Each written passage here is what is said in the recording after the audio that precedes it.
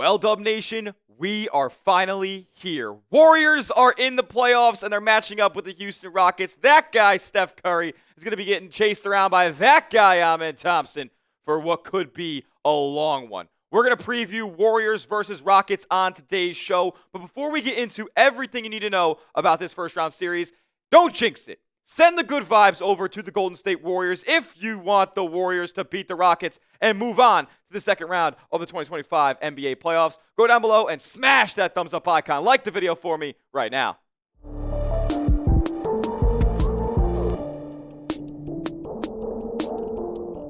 What's going on, Dub Nation? You're watching Warriors Today by Chat Sports. I am your host, Tyler Smith, and we have a first-round playoff matchup between your Golden State Warriors and the Houston Rockets. The 7-seeded Warriors will travel for Game 1 to Houston on Sunday at 6:30 Pacific.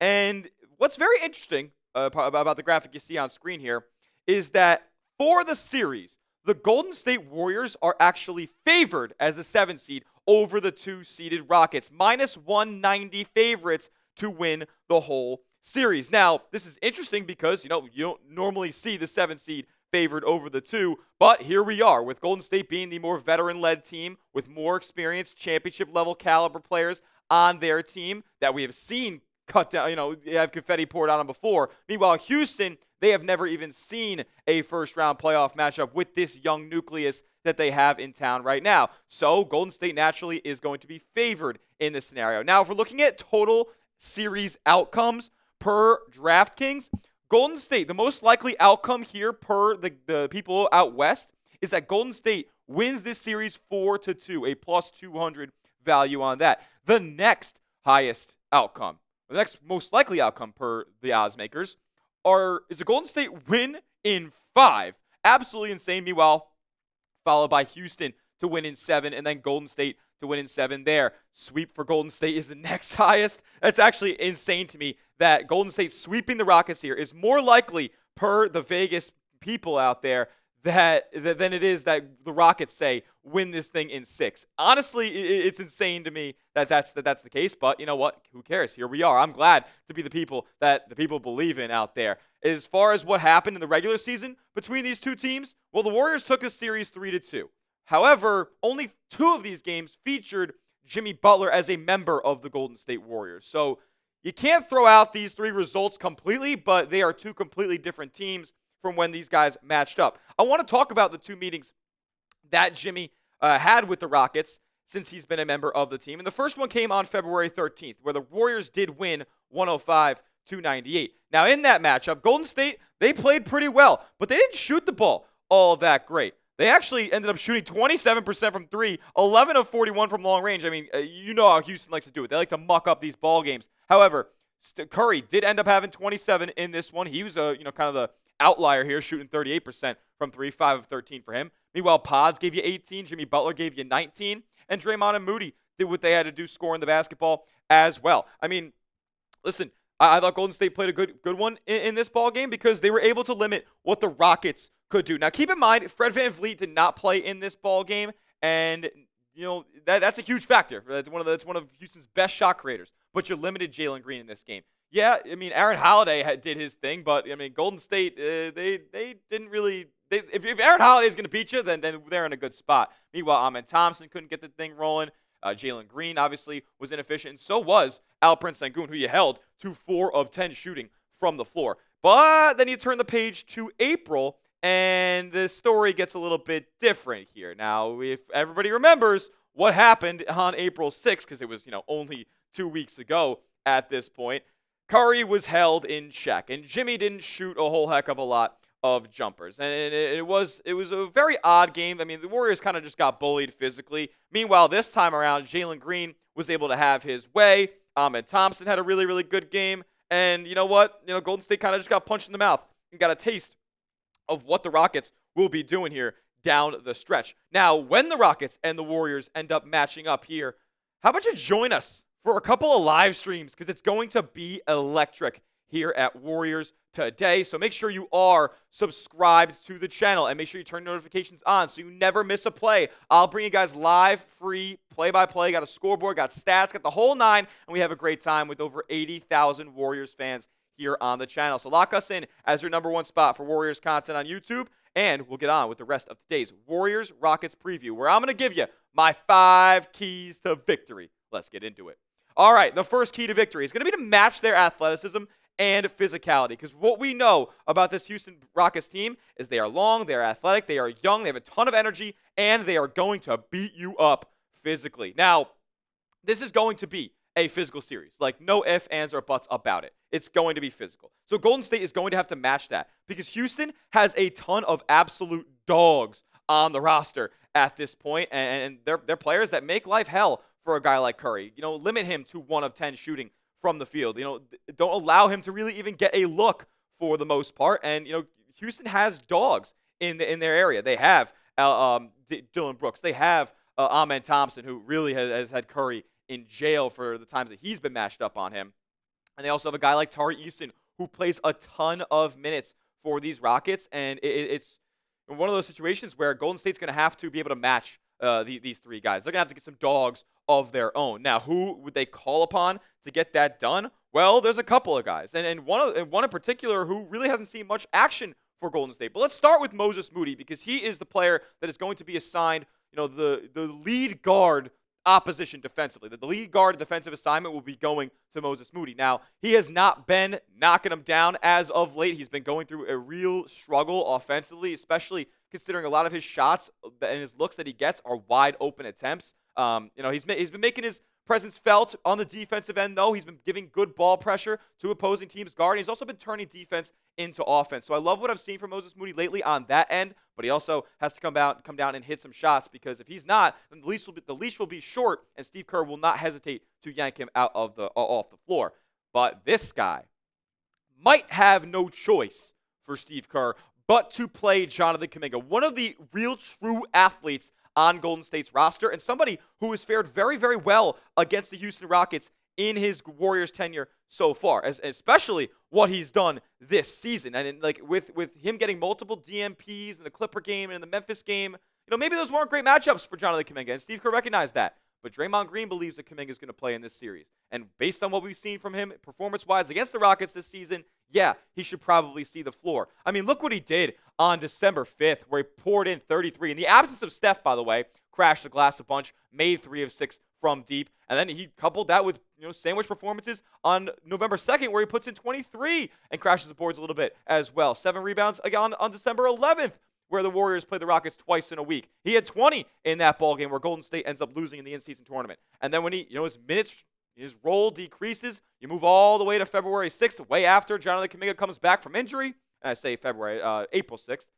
He doesn't have much of a role, and he is not much of a factor, although I do think I liked what I saw from Jonathan Kuminga in that game. Like, he was crashing the glass. He was trying to make the effort plays. He was making the extra pass that he needed to. So I'm looking for Kuminga to make an impact in this series. I do think that he is going to be in a spot where he's going to see minutes, and he's going to be, you know, maybe that second, third guy off of the bench for Golden State. What do you guys think? Should Kuminga play in the Rockets series? Quick and easy question and answer for you right here. Type Y for yes, type N for no. What you guys think should be the deal with Kuminga when it comes to this series, as he has seen 2 back-to-back DNPs.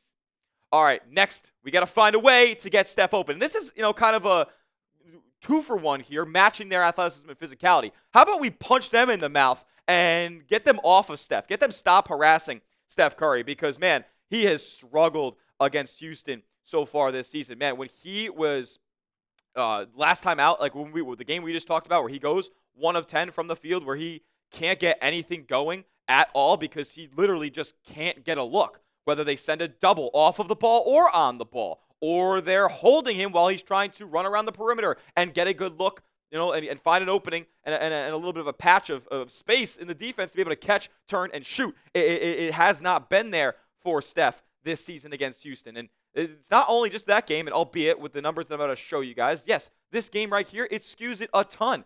But what Curry needs to do is kind of forget about the times he's played the Rockets this year and lock in, because he has been bad. Like, if Steph is putting up numbers that are similar to this, then Golden State is going to get packed up early in this series. I mean, at the end of the day, he's the engine that makes this offense go. They're going to need everything they could possibly get from Steph. Now, you know what the easiest way for Golden State to get the most out of Steph in this scenario is, how about other players come and step up to the plate and be able to knock one out of the park? Because GP2 and Quentin posted their job in the play-in game against Memphis, but what about Pods? What about Moody? What about Hield? If these guys are able to effectively, get buckets, create their own shots from time to time, then you know what? Golden State's going to be in a good spot, and defenses will not sag off of Curry, but at least guard some of the other players in Golden State's rotation. Like, the other teams sometimes don't even have to guard these guys. All eyes are on Steph. Eyes are on Jimmy. Eyes are on Draymond and where he's looking to put the basketball. Like,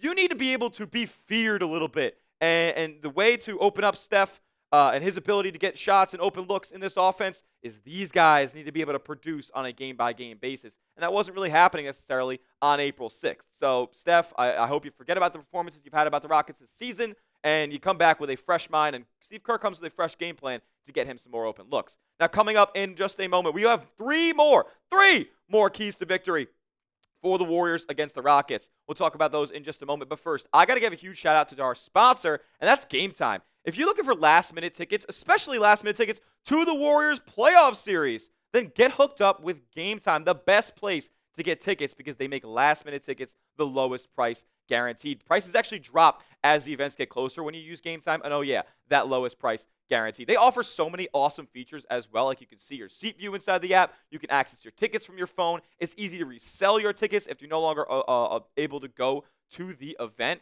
And Game Time makes getting tickets faster and easier, even for hard to get playoff seats. Prices in the Game Time app actually go down as it gets closer to tip-off. With killer last-minute deals, all-in prices, views from your seat, and their lowest price guarantee, Game Time takes the guesswork out of buying NBA playoff tickets. Save up to 60% off buying last-minute tickets for sports, concerts, theater productions, comedy shows, and so much more, because it's not just Warriors playoff tickets here on Game Time. Any live event in your city, you can get hooked up with tickets on Game Time. So download the Game Time app today. Use our promo code CHATSPORTS when you create an account, and you get $20 off your first purchase. Again, terms apply. Create an account and redeem code CHATSPORTS for $20 off your first purchase. What time is it? Game time. All that information will be clickable down in the comments section and description of today's video. All right, back to the keys to victory against the Rockets. Playoff Jimmy must return, and he must return and continue and remain in a big way. Well, listen, what Jimmy Butler has done over the last two games for Golden State has been nothing short of remarkable. And a player that, we weren't really used to seeing in a Golden State Warriors uniform in his tenure so far over the first 30 games. But man, against the Clippers, pours in 38, career high as a member of the Golden State Warriors. And then he follows it up with 38 against the Memphis. And a do or die, in my opinion, a season on the line type of game against the Grizzlies. Loved what I saw from Jimmy. He was getting to his spots. He was getting the mid-range jumper. He was getting to the free throw line. 18 attempts. Got to hit, he can't miss 6 of them, but continue to get to the free throw line because Jimmy has been absolutely awesome for Golden State, man. Like, he continues to make winning plays night in and night out. And I just think, as far as a guy who you can add to this team, or you could have added to this team around the trade deadline, there might not have been a better option than Jimmy Butler. Yes, I know Durant would have been awesome, but what Jimmy is able to do as far as being a connector, being a facilitator, a pick-and-roll ball handler, a pick-and-roll roll man, like somebody who gets to the low block, posting up, somebody who could pass out of the post as well. Like, he offers you so much versatility and opens up way more for Steph than was previously accessible. So, I love what I've seen from Jimmy, and he just needs to keep doing what he's doing, because all we know about him is that he makes smart basketball plays. Here's what he had to say about his ability to score over the last couple for Golden State. He's averaging 30 over his last 4. He says, I feel like I have the opportunity here to pick my spots incredibly well, and they're always looking to get me the ball in my spots where I can be aggressive and put the ball in the basket or make the right play for the next individual. Listen, Jim, go take over. Go take over. Go do your thing. Go however way that you feel is most effective to put yourself in a position to help the Warriors win basketball games, then continue to do that. I don't need you to go out there and shoot 5 threes, 6 threes a night. I don't need that. And Jimmy knows he doesn't need that either. I mean, I can shoot. I just choose not to shoot threes. I'd rather drive into the paint, get a layup, a midi, or pass the ball to somebody that's probably a much better shooter than I am. Everyone wants me to shoot more threes, but I like shooting layups. And you know what? I like when you shoot layups too, Jimmy, because you're either making it or you're getting to the stripe. My overall take on Jimmy is he knows how to play winning basketball. He's been doing it his entire career. He does not overstep his limits. He does not try to be something that he is not, i.e. sometimes Jonathan Kuminga. And I really, really hope over this, playoff run that Jimmy can kind of instill Kuminga in some of those values. And he continues to do what works for him. Like, he's not going to step out and shoot a bunch of threes just because he makes his first two of the ball game. He's not going to get out there and overstep and try to be something that he's not. And I love that about Jimmy. Very, very, very self-aware, and he does a lot of things great on the basketball court. Doesn't need to, be a factor in every single facet of the game, talking about three-point shooting. But let's move on to the fourth key to victory, and we're going to get to more Rockets-centric stuff here, is limiting second chances, because the Houston Rockets are, no joke, the best offensive rebounding team in the entire NBA. And guess what? Golden State is not necessarily a big team that's going to be able to match up with them inside. That's why we keep going back to this right here. That's why it was number one. Match their athleticism, match their physicality, limit second chance opportunities. Houston, as far as a second chance team goes, they're the best in the league. They have the highest offensive rebound percentage by a mile, by the way. It's by over 3%. And they have the most second chance points per game at 18.1. That's got over, I believe, a 1.5 difference between them and number two. And Golden State is a good team at limiting second chance opportunities from opponents. However, they are not when it comes to the Houston Rockets because they're so damn good at it. Golden State is 8th in the NBA when it comes to opponent offensive rebounds per game. However, on February 13th against the Rockets, and I'm citing the two games that Jimmy's been a part of course, and on the 6th of April against the Rockets, they poured in 15 offensive boards and 16 offensive boards. Well, that just can't happen. And Golden State was able to kind of match them. I think they had 13 in one of those games. I believe it was the one that they ended up winning. But they got killed on the glass. And a big reason why was Alperen Sengun. And another big reason why, quite literally, was Steven Adams and the Rockets' ability to throw those guys both on the floor at the same time. I mean, if you look at this chart you see on screen right here, it displays a group of lineups where the Rockets run their double big set with Alperen Sengun and Steven Adams both sharing the floor. And I'll be honest, I don't know how this works, but it ends up working. Look to the right of this graphic where you see ORB percentage, offensive rebound percentage. Oh, yeah. So in 334 possessions, the Rockets, with Alperen Sengun and Steven Adams on the floor together, yeah, they collect more than half of their missed shots for second chances. So this just needs to be nipped in the bud for if you're Golden State. Like, this just has to be something that you pay massive, massive attention to and something that you're really keying in on heading into this series because, guess what? At the end of the day, it's a make-or-miss league. And guess if they miss, they're probably going to grab their offensive board. If they make, well, that sucks. And Golden State's going to have to find opportunities to limit the number of possessions that the Rockets will be able to get in this game. Limiting turnovers as well helps you in that regard. And then last but not least, Jalen Green. How about we make him beat the Warriors? How about we make Jalen Green go out there and just be the like the player that he is, a volume shooter? How about we let Jalen Green beat the Rockets in a sense? Now, what he's done this season has been awesome. Another 20-point per game season for Jalen Green. He's kind of really coming into his own as a player, in my opinion, in today's NBA. And you know what? More often than not, he's been on a heater over this last month of the NBA season. I mean, multiple 25-point outings, multiple 30-point outings. And, when he's getting the opportunity, you see over the last couple of games at the top of the screen, he hasn't been seeing as much minutes. The Rockets have had the 2 seed locked up already, and Jalen Green's been inconsistent. But, however, his most recent 20-point outing is against the Golden State Warriors on April 6th. And then every game before that, he was in an absolute groove. However, what he did against the Warriors this season before that April 6th matchup was pretty garbage, to be quite honest. He was shooting 2 of 13 in the first matchup, 4 of 16 in the one that followed, 5 of 15, 3 of 10. So he was 14 of 54. That is horrible. Oh my goodness. 14 of 54 is so bad. And then, you see him go out there and shoot 9 of 19 in the last game against the Warriors. Now, to be fair, that is a really great game for Jalen Green. That's above his pay grade when it comes to, putting the ball in the basket at an efficient clip. That's above his, average field goal percentage. So I'm a fan here of Jalen Green having one outlier game in the one game where Golden State was not down 10 the entire game either. I'll tell you that much. They were not down 10. And it was a back and forth ball game. Jalen Green was kind of able to hit some big shots, and you know what? If that's what's going to happen, then that's what's going to happen. And Golden State should live with that, because Jalen Green is probably a really good player in that scenario if he could take this team on as their number one offensive creator. It's crystal ball time, though. I gave you my 5 keys to victory. Predict the Warriors-Rockets series. Who wins and in how many games? I'm going to give you guys my prediction in just a moment here, but I want to hear from you first. Who wins Warriors versus Rockets in the first round of the 2025 NBA playoffs?